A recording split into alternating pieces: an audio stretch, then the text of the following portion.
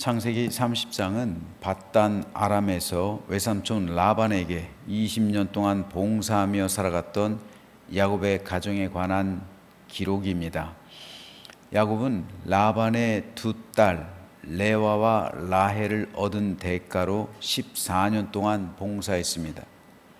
그리고 6년간은 보수를 받고 일을 하다가 라반과의 관계가 좋아지지 않게 되었고 결국 가나안으로 떠날 결심을 하게 됩니다.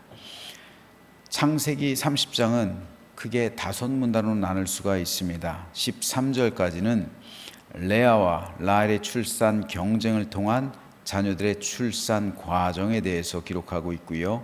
14절에서 21절은 레아와 라헬 사이의 합판체 논쟁과 레아의 출산을, 22절에서 24절은 라헬의 요셉 출산을, 그리고 25절에서 36절은 야곱과 라반의 품삯 재계약을, 마지막으로 37절에서 43절은 하나님의 축복을 인한 6년간의 야곱의 재산 증식에 대해서 기록하고 있습니다. 오늘은 이 가운데서 먼저 1절에서 3절 말씀에 대해서 살펴보겠습니다. 라헬이 자기가 야곱에게서 아들을 낳지 못함을 보고 그의 언니를 시기하여 야곱에게 이르되 내게 자식을 낳게 하라. 그렇지 아니하면 내가 죽겠노라. 야곱이 라헬에게 성을 내어 이르되 그대를 임신하지 못하게 하시는 이는 하나님이시니 내가 하나님을 대신하겠느냐. 라헬이 이르되 내 여종 빌하에게로 들어가라. 그가 아들을 낳아 내 무릎에 두리니 그러면 나도 그로 말미암아 자식을 얻겠노라 하고, 야곱이 밧담 아람에 이르렀을 때 가장 먼저 만났던 사람이 바로 외삼촌 라반의 딸 라헬이었습니다. 그때 이후로 야곱은 라헬을 사랑하기 시작했고 라헬과 결혼하기 위해서 외삼촌 라반에게 7년 동안이나 무보수로 일을 해 주었습니다. 그러나 라반은 동생을 언니보다 먼저 시집 보내는 것은 이 지방 풍습이 아니라는 핑계를 대고서 레아를 야곱의 처로 만듭니다. 그리고 그 대가로 또다시 7년 동안 무보수로 봉사할 것을 요구했습니다. 그래서 야곱은 레아와 라헬 두 명의 부인을 두게 되었는데, 원래부터 야곱은 라헬을 사랑했기 때문에 레아는 등한히했습니다. 그런데 하나님께서 남편에게 사랑받지 못하던 레아를 긍휼히 여기셔서 야곱이 레아의 처소에 들릴 때마다 임신하게 하셨어요. 그래서 루벤, 시몬, 레위, 유다를 레아가 낳게 되었습니다. 야곱의 처소는 라헬의 집이에요. 라헬과 같이 사는 거예요. 하지만 라헬에게는 아기가 없었습니다. 도리어 어쩌다 간간히 남편의 의무를 위해 들렀던 레아에게 그때마다 하나님께서 아기가 생기게 하셔서 라헬로서는 시기와 질투가 날 일이었습니다. 그래서 라헬은 오늘 보면 1절에서처럼 내게 자식을 낳게 하라. 그렇지 않으면 내가 죽겠다라고 위협까지 했던 겁니다. 그러나 아기를 못 낳는 것이 어떻게 야곱만의 책임이겠습니까? 그래서 야곱도 화를 낼 수밖에 없었고, 이에 라헬은 그러면 내 여종 빌하에게로 들어가서 아들을 낳아오라고 요청했던 겁니다. 그 아들을 자기 아들로 삼겠다는 거죠. 그래서 야곱은 빌하에게서 단과 납달리를 낳았습니다. 이에 레아 역시 야곱에게 자기 여종 실바에게로 들어가서 아기를 낳을 것을 요청합니다. 그래서 실바는 갓과 아셀을 낳았습니다. 그리고 후에 레아는 이사갈과 스불론을 낳았고 라헬도 요셉과 베냐민을 낳았습니다. 이렇게 야곱은 모두 12명의 아들을 낳았고 결국 이 12명의 아들이 이스라엘의 12지파가 되었습니다. 사실 레아와 라헬의 출산 경쟁은 좋은 모습은 아니죠. 그것은 인간적인 것이었고 가정의 평화를 깨는 것이었고 야곱의 피를 말리는 것이었습니다. 하지만 하나님은 그것을 통해서 선을 이루어내셨습니다. 오늘 우리가 주목할 것이 바로 이거예요. 하나님은 인간의 부족함과 연약함을 통해서 하나님의 일을 이루셨습니다.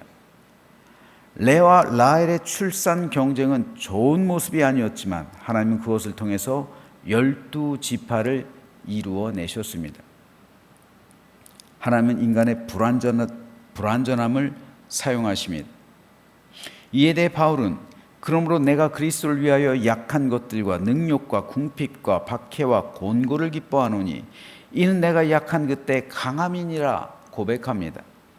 내가 불완전할 때 도리어 완전하게 되고 내가 약할 그때 도리어 내가 강하게 된다는 것은 하나님께서 나의 불완전함과 나의 연약함을 사용하신다는 겁니다. 그래서 야곱 가정의 불완전함을 통해서 12지파를 이루게 하셨고 하나님의 언약을 이어나가셨습니다. 그러므로 성도는 우리의 불완전함과 연약함을 주님께 고백하면서 이것을 통해서도 역사하시는 하나님의 섭리와 은혜를 경험해야 합니다. 따지고 보면 모든 신앙의 선배들은 이것을 깊이 경험했습니다. 우리 신앙의 선배들도 완전한 사람이 아니에요. 불완전하고 그들 역시 연약했지만 그러나 그 불완전함과 연약함을 통해 역사하시는 하나님의 은혜를 경험했을 때 그들이 하나님의 위대한 종들이 되었습니다. 웨슬리도 그랬고요. 베드로도 그랬어요.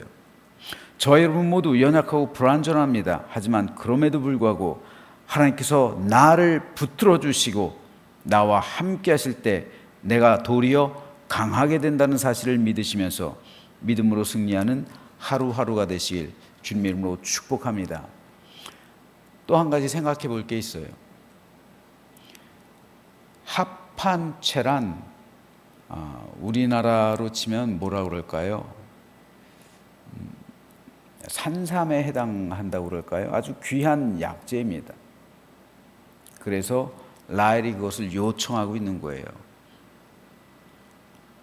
뭐라 그럴까요? 아기를 합판체를 먹으면은 아기가 생긴다는 속설이 있었죠. 그러니까 합판체를 요청하고 있는 거예요. 그러니까 당연히 레아가 거절하죠. 뻔뻔하게 내 남편도 빼앗아가 놓고서. 쉽게 말해서 라헬이 독점하고 있는 거잖아요. 라헬의 집에서만 사니까 레아의 집으로는 안 와요. 야곱이. 그러니까 당연히 합판체를 주지 않죠. 그래서 산 거예요. 언니 그 합판체를 나한테 주면 오늘 밤 야곱을 당신한테 보낼게. 이렇게 해서 야곱이 레아에게로 들어갔죠. 근데 아이러니한 사실은요, 합판체를 먹은 라헬은 아무 몸에 변화가 없는데 레아가 임신해요. 참 이상하죠. 합판체를 먹은 라헬은 그 당시 임신하지 않았어요. 요셉을 낳은 건 한참 지난 후, 몇 년 지난 후에. 그런데 합판체를 판 레아가 도리어 임신을 하죠. 임신은 합판체에 있는 게 아니라 야곱에게 있는 거죠. 야곱에게 있는 거지 합판체에 있는 게 아니에요. 오늘 우리 성도들 역시 하나님의 은총과 축복은 하나님에게 있는 거지 다른 곳에서 찾으면 안 돼요. 다른 곳은 마치 합판체와 같은 거예요. 다른 곳에서 축복을 기대할 수는 없습니다.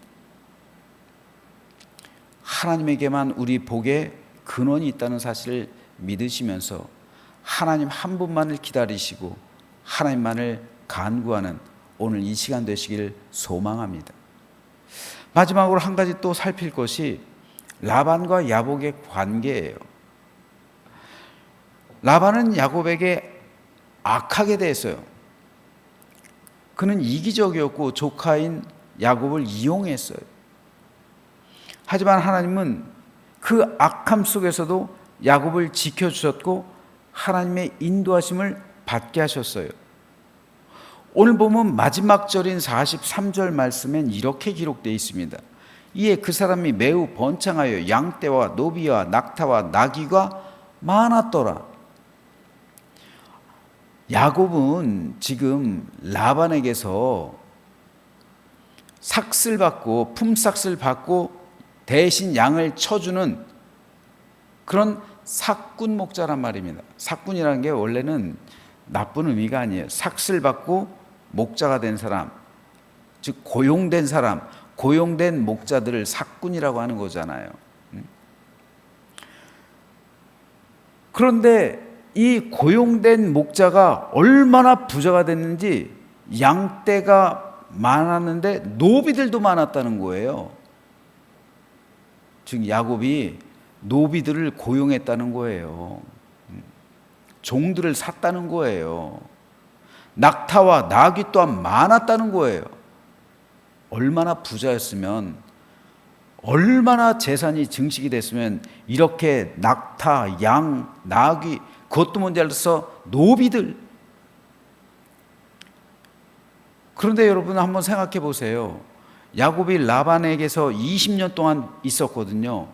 그 중에 14년은 무보수의 무보수. 쉽게 말해서 레아와 라헬을 데려오는 그 지창금이라고요. 지창금. 14년 동안 무보수로 일했어요. 야곱이 보수를 받고 일한 건 6년이에요. 6년. 6년 동안 하나님께서 함께 하시니까 어마어마한 부를 이뤄낸 거예요. 단 6년 만에. 단 6년 만에 야곱과 라반의 관계가 역전이 돼버린 거예요.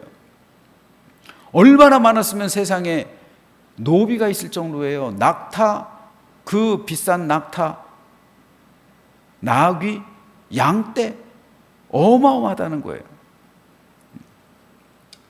하나님께서 악을 선으로 바꾸시니까 단 6년 만에 야곱의 재산이 라반을 넘어서 버리는 거예요.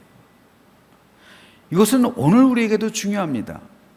하나님이 나와 함께 하시면 내가 지금 비록 세상의 악함 가운데 고통받고 있고 상처받고 있다 할지라도 때가 되면 하나님께서 나를 들어 올리실 때가 있음을 믿으시기 바랍니다.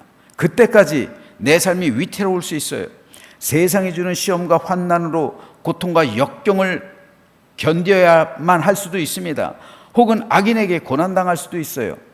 하지만 언젠가 때가 되면 하나님께서 승리하게 하실 것이고 열매 맺게 하실 때가 있음을 기대하고 소망하면서 하루하루 버텨나가시면서 승리하시기 바랍니다. 그러면 하나님의 때, 그때가 되면 6년 만에 이러한 어마어마한 기적과 같은 은총을 맛보게 되는 거예요. 그래서 야곱처럼 모든 어려움이 변해서 축복이 되고 모든 근심이 변해서 감사가 되며 기쁨이 되고 행복이 되는 복된 날을 소망하시면서 오늘 하루 주 안에서 온전히 살아가시는 믿음의 날이 되시기를 주님의 이름으로 축원합니다.